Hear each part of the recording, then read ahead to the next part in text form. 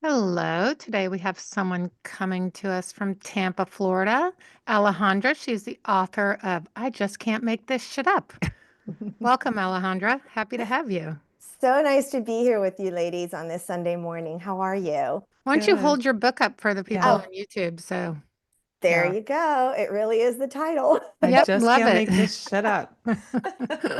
Well, tell us about Amazon's that. kind of dinged me for it, but I'm kind of like, the people that are meant to read it will read it, and That's I'm right. okay with that. Yeah, That's right. exactly. If they're Yeah. offended by a word like that, then, I it's mean, not your audience. it is what it is. I say that Yeah. word all the time. It's very authentic to me. Yes, I hear you. Well, So, tell, yeah. tell Tell us us. however you want to tell us your story. Okay. I, like you guys, am adopted, and I was adopted at birth. Our stories are really similar, actually, as I was reading about both of you. I was adopted 5 weeks after I was born, and I was adopted from Austin, Texas. Hmm. And I grew up in Laredo, Texas, right on the border with Mexico. And so that's Mhm. why my name is Alejandra, even though everybody looks at me and they're like, but you're blonde hair and blue eyed. And what do you mean you're Mexican?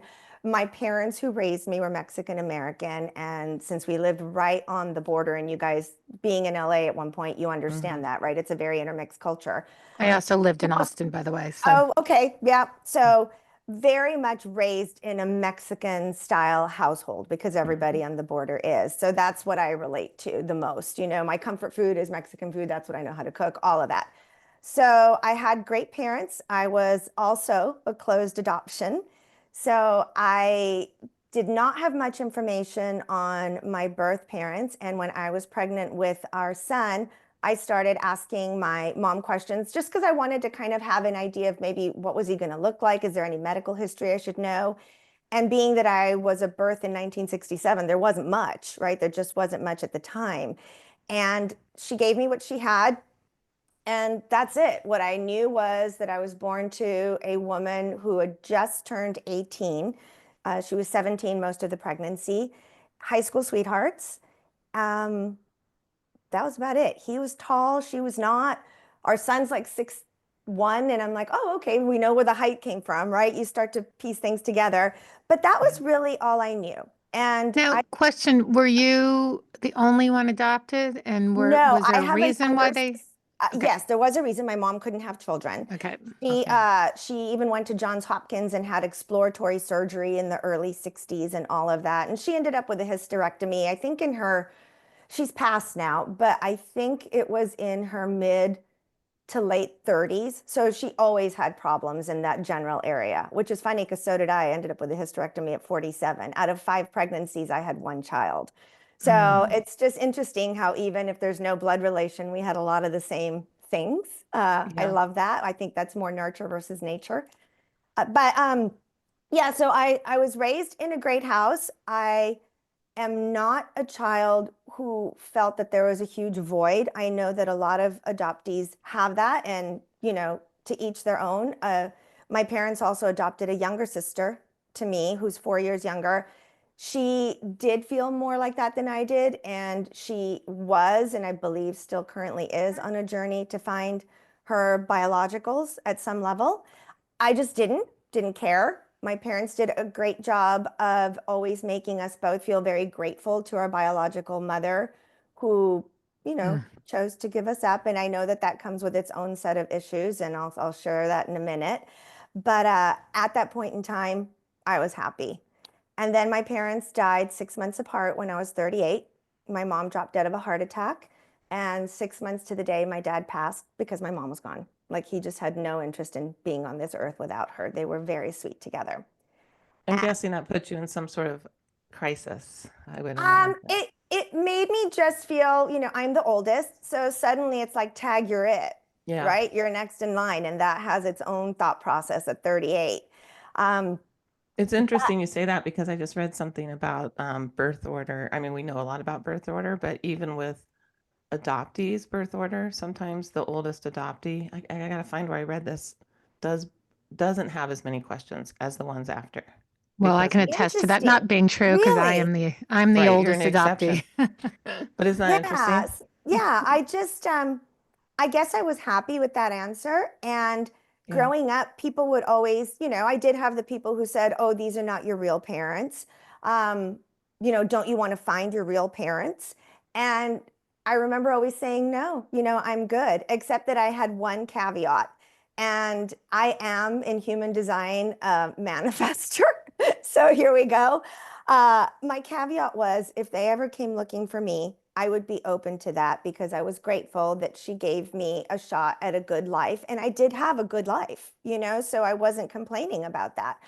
My parents put me through Notre Dame, like I was a debutante, like I had all the things. I mean, it was not I did not thankfully have any abuse of any kind.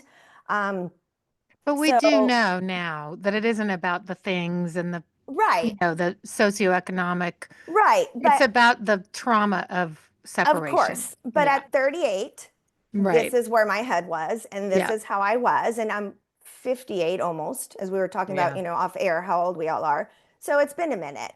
But at that point in time, I just still had no interest. But fast forward 2 years on my 40th, as I was turning 40, my biological mother found me. Oh, The Mm. she whole did. family found me. That happened to me Unbeknownst, too. It kind of throws yeah, you into it. that's where the tailspin started, right? Mhm. So they had been looking for me for 20 years because of course, what do you think when suddenly I just got a letter from a private investigator saying, "Hey, if you're this and you were born here on this date, this is your family, they're looking for you, call them." And I'm like, "What?"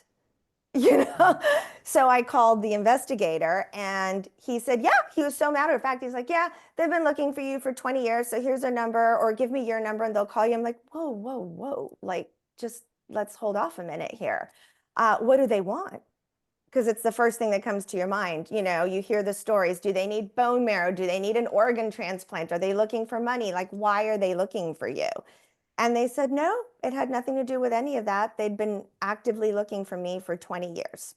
Yeah. Mm. And given the state of mind that I was in with both my parents having just recently passed and still kind of reeling from all that, I jumped right into it. And I think that would be one of the biggest takeaways that I hope I've shared in my book and I would share here and I would share everywhere is maybe don't do that. Don't jump right into it. There's a line in my book that says, I went in with my heart wide open and my eyes shut. And I really do feel that way. I thought this was this was going to be the happy ending. This was going to be incredible. Like, wow, I got another family all over again, which is not to say that these people are not nice people. They are nice people. It is not about making anyone a villain and making anyone a victim because there isn't any of that. But it just wasn't what I thought it would be. And I tried for 11 years to have them be a part of my life. And in the end, it was just not beneficial to my mental health because I will accept after a lot of inner child work, a lot of trauma work, a lot of inner healing, working with healers who've taught me that even if you had a great childhood, as you were saying, there is still trauma from the separation and trauma from the abandonment issues. Things I didn't even know that I had, right? These were subconscious issues, but it was manifesting in my life in other ways. So once I worked through those and dealt with those, I could also see that they were repeating that cycle. Like they'd draw me in and then they'd do something that was not very kind and then not talk to me for 6 months Mm. and then apologize and draw me in again and repeat this cycle. I mean, it happened 4 or 5 times till finally I said on one Thanksgiving, I remember I just said, I'm going to see what happens if I'm not the first one that reaches out. What if I don't call? What if I wait for them to call me? What if I don't send a card? Let's see if they send me a card. Zero, nothing, crickets from my biological mother, her husband, my half sister, my half brother. Mhm. And I was like, huh, well, that tells me a lot. I'm curious Yeah. about when they looked for you. They really, I mean, my family looked for me for many years too, so they were so excited to look for you. What was what happened there?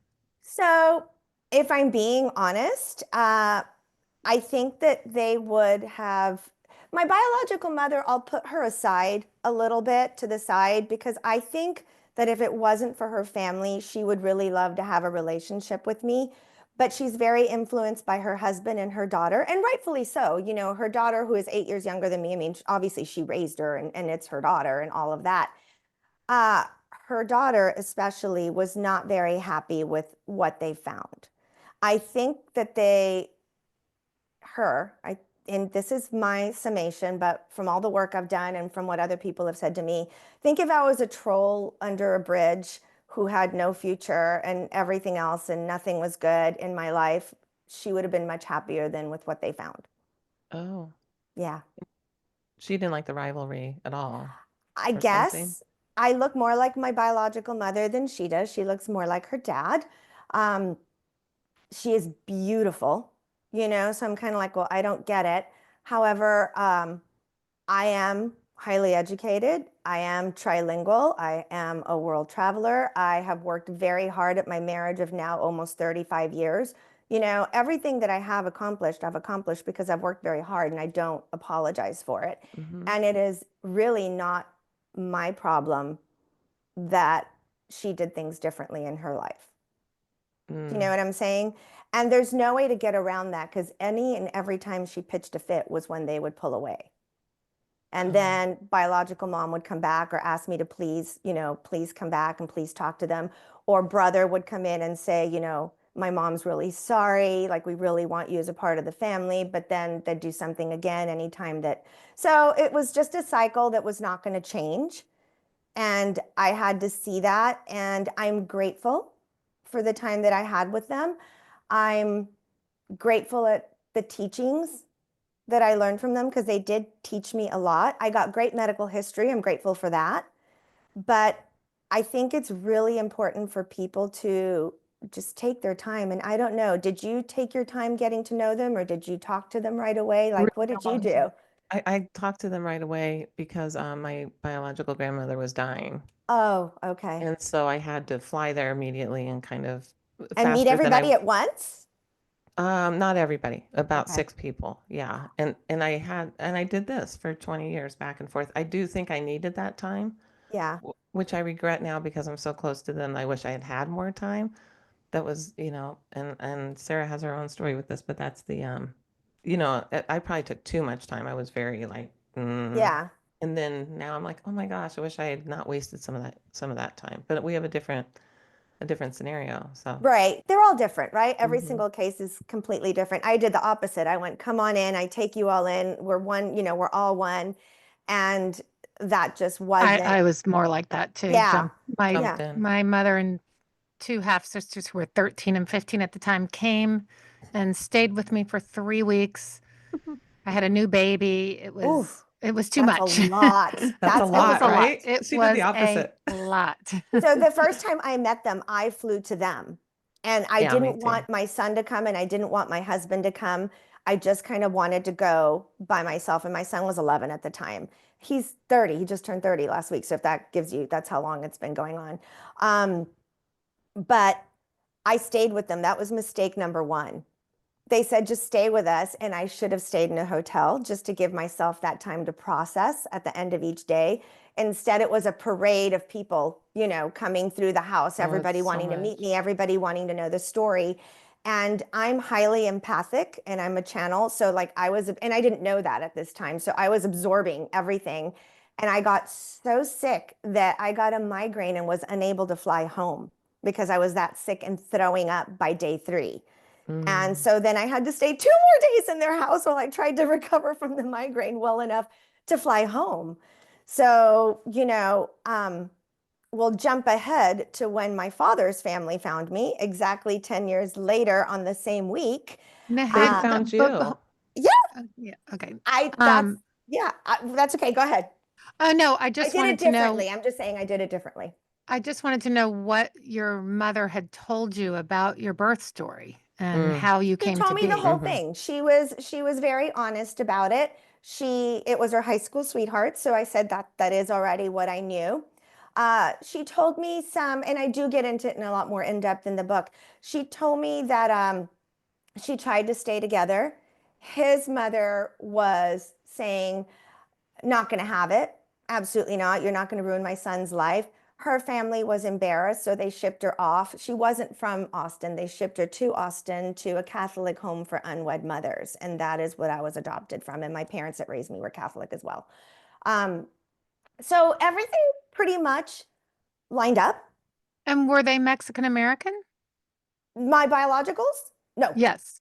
no, So you were raised in a transracial adoption, kind Yeah. of. the reverse kind of. Yeah, kind of. Yeah. Yeah, exactly. That's true. It is the reverse in most cases, right? No, no. Mhm. I am, I did do my DNA. I am like 60% British and the rest is Wales, Scotland, Oh, Ireland. So it's all right there, Me you too. know. That's right. Yeah. So all of so that she in. went through some major trauma. I mean, being shipped away at that age, and the girls who went away, really, she is. Right. Right. And No, I think of that now, as I was going through all the work with the different healers and therapists that I worked with, and I'm like, most of us were, right? Because if they gave us up for adoption, it's because they either and no couldn't or support. didn't want to keep us, right? So we were all cooked in this toxic stew Mm-hmm. of, just all that stuff going on with them that was transferred to us. And, we came out of the womb that way. And I I just think know. of how different it is with our son. And like he was so wanted and it was such a joyous occasion. And how sad that must have felt for her by herself. Hmm. And because it was a Catholic one, she did tell me this part of it. It was run by nuns, and they had me in the room with her for 3 days after I was born. And then the nuns came in and said, just forget this ever happened. Like, just pretend Nice. this never happened to you. So, I had empathy for her as well. Pretend this never happened to you. Don't ever think about it again. And then they said, and her biological or her adopted parents are here to pick her up. Well, when she said that, I was like, well, wait a second. They told you that at 3 days. And she said, yes. And I said, they picked me up at 5 weeks. And when I asked my parents about my story, and my sister, my younger sister, she has the exact same story. Like at 5 weeks is when they got the call, and 24 hours later, they'd driven to Austin to pick us up. So I'm like, where was I for Right? that time frame from 3 days to 5 weeks? And through, again, a lot of work that I've done, what has been revealed to me is that I was in an orphanage type of place, right, in that home, and nobody picked us up. Like they picked us up to change our diaper and they picked us up to stick a bottle in our mouth. And other than that, we weren't picked up. So that bonding that you have at the beginning where you feel like you bond, I don't have that. The only person I have that with is my son. Yeah. And other than Same. that, you know, for better or for worse, this is just a part of me. I can pretty much walk away from anyone at any time. And Mm-hmm. I'm not saying that's a good thing, and I'm not saying it's a bad Yeah. thing. It just is, right? Because I just don't have that thing that we get. I'm similar. Yeah. And I mean, it doesn't, we can't Yeah. really change that. That's inherent in Hmm. us. Think You know, about that, those 3 days. Like my mother had me for 6 days. I have letters about it. And you know, it's one thing now that we're going through this and the podcast, it's like it hits me every time I reread it every year, like, oh my gosh, this is a whole different ball game now. Like that is very traumatic. She was sitting yeah, there with you for 3 days. of Then course, like, of see ya, course. forget about like that shaped her tremendously, I'm Which is sure. again why I have such empathy for Yeah. her. And I kind of put Yeah. her in her own little pocket. And I think that if it was just up to her and Yeah. she wasn't under the influence of her husband and her daughter, which, she has every right to be, that is her nuclear family, that it would be a very different conversation that we'd be Yeah. having. But That's too she bad. either isn't strong enough, Yeah. I'm completely okay with not choosing to keep me when you're 17 years old and scared. I've raised a kid who's 17. I've been 17. You don't know what the hell you're doing at 17. I get it. I don't accept that you get to keep rejecting me, at 60, at 63, at 65, at 70, Agree. 75, whatever it is. Then it's not okay. Then it's on me to make the change, right? If it's Yeah. not working for me. 100%. Yeah. And it's sad because I have had people say, but it's your real family. I'm like, they're really not. They're people I share DNA with. The people who raised me, who kept me, who shaped who I am were my real family. And I Yeah. guess I see that a little differently. And we probably all can see that, right? Because these are people we shared DNA with, but in my case, we're strangers. Yeah, and they're hurting you. Well, it felt that They way. have. You Yeah. know, it felt that way. And I Yeah. know that they're all going through their own things. And I tried for as long as I could. And it was 11 years of trying till I said, enough. You know, so Yeah. it was 2019 when I kind of stepped back. Yeah. Well, tell us about your father because they found you, which is fascinating too. They both So you didn't find him through the I wasn't DNA. looking for anybody. I did my DNA, and I guess I don't remember this, but I guess I must have not put the toggle where it says that you need to be private, you know, or you don't want your results shared. I must have either left that open or whatever the case may be, because probably 6 months after doing that, I got an email. And it said, again, you know, if you are so and so, I think that we're actually related. It says you're my cousin, but I think you're my niece. Were you adopted? And I'm like, whoa, you know, oh no, here we go again. Um, and TMI, but it's funny. I remember running into our master bathroom, and my husband was in the shower, and I'm like, you know, screaming. I'm like, they found me. The other side found me. I can't do this again. And I did it differently. I found out that the person who found me is my aunt, and she is lovely. And she was doing her DNA. This whole DNA thing is fascinating to me because it's so cool in so many ways. But the can of worms this stuff opens is just on another level, right? Mm-hmm. So she was doing her DNA because her mother, aka my grandmother, had passed, and she found letters of her mom's in where she talked about the fact that this oldest child, my aunt, was not her daughter biologically. Oh. So she was doing her DNA to see if her dad was actually her dad, the dad that raised her. So she found out he wasn't, and I have her permission to talk about it. So it was really interesting for her because here she was going through some of this. And my father was her younger brother. And she knew that he had had a child out of wedlock and that he never talked about it again. He went on to get married and have a son. And then he died. He died a couple of years before they found me. So Mm. I never got to meet him either. But I do have a half brother on that side who, for the first 45 years of his life, thought that he was an only child. Nobody ever told him that there could be another sibling floating around. His mom did know of me because my father told her, hey, somebody may come knocking on the door Oh. and you need to know what this is. But apparently, I was never discussed. It was a big secret. And you want to know the funniest part? The woman who basically, so my grandmother was born on my birthday, or I was born, I guess, on her birthday. So we have the same birthday. This is the woman that told my biological mom, you're not going to ruin my son's life. Never call here again. She called her the day I was born for like a last ditch effort to try and talk to my father. And the woman said, nope, you're not going to ruin my son's life. You Wow. know, go away, pretend this never happened. It was her birthday. And she did the same thing. She passed off her oldest child as her husband's. Mhm.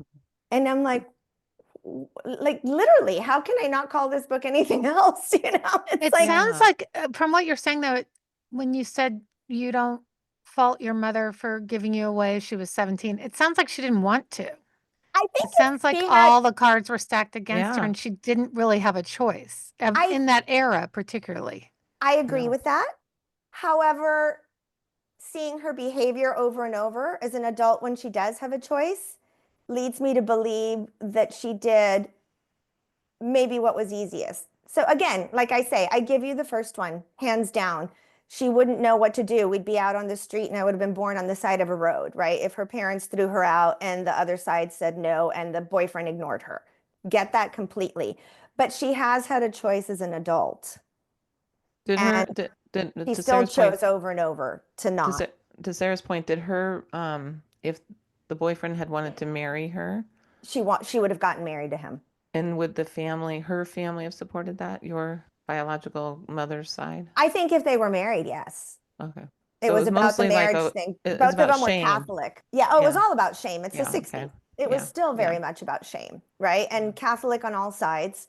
So, yeah, that's that, you know, and her parents, my biological mom parents were immigrants and they were first generation. So it was all about assimilating. So aside from trying to assimilate to the American culture, and like she never learned her native language because they didn't want to do that. They wanted to Speak assimilate English. into, and Yeah. they didn't want to teach her Italian. They didn't want to teach her this other stuff. And so I get it. That's what I'm saying. I mean, I get all that. I don't accept it over and over again Yeah, of when you course. do have a choice, you know, when you can make better decisions. And what, So, are yeah. you now close to your brother? He is the sweetest thing on the planet. So, because of my experience with the other side, he was ready, like I was, right? He's like, this is so cool. Let's meet. And I'm like, nope, we're not going to do that this way. Let's talk on the phone several times first. Let's FaceTime. And then when you're ready to come, don't bring your son. If you need to bring your wife or if you want to come by yourself, whatever. But my suggestion is stay at a hotel so you can go back and process at the end of the evening and you have that downtime because it's just so much. It is. So he came first and we had a lovely weekend with he and his wife. And he said he would feel better if she was there with him. So great. They came and we had a great weekend and just did little bits every day. We weren't together 24/7. And then soon after, maybe about a month after, my family, we went and visited that whole side of the extended family. And, you know, they had a big dinner. There's 32 people that showed up. And it's just, again, that woof, you know? Yeah, right. So by the end of that night, I'm like, I've got to go. I've got to get out of here. I've got to go. And it was really interesting listening to the other side of things too, right? Hearing it from the wife's perspective that, you know, he knew about me. He didn't quite know what to do, again, because of his family not being supportive either.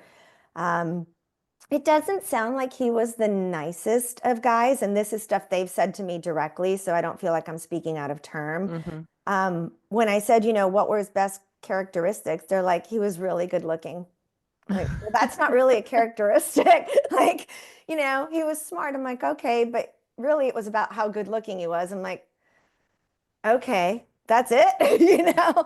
And his name was Richard and they called him Dick and they said he lived up to his name. And I'm like, Oh, all right then, you know, okay, that says a lot. right? Right. So I would have liked to have had the chance to figure that out on my own. How old Um, was he when he died? 65. Oh, And so do you know young. what did he die Cancer. of? Cancer. I've been told a lot of it was due to his lifestyle. Mm. And, you know, otherwise I'd start to be very paranoid because I, you know, I'm going to be 58. I'm like, that's getting awfully close, but I live Yeah. a very different lifestyle than apparently he chose to lead. So, not that you can ever prevent that from happening, but hopefully, you know, I've made some better choices health-wise that will at least, Yeah. you know, maybe keep my odds a little bit better out there. I don't know. Again, you never know. Some, you know, you have runners that have heart attacks. You just don't know. But yeah, that's what really all I know about him. I've seen a lot of pictures. It was fun to see pictures of him young. Our son looks so much like him. There were different things about our son that were like, where does this come from? He's got this crazy cowlick and this super thick, wavy hair, and he's got this nose that doesn't look like my side or my husband's side. And we're like, and now that we see, you know, Yeah. the missing piece, we're like, oh. Yeah. And he looks, there's a photo of my father holding my brother, and it literally looks like my son holding my son as a baby.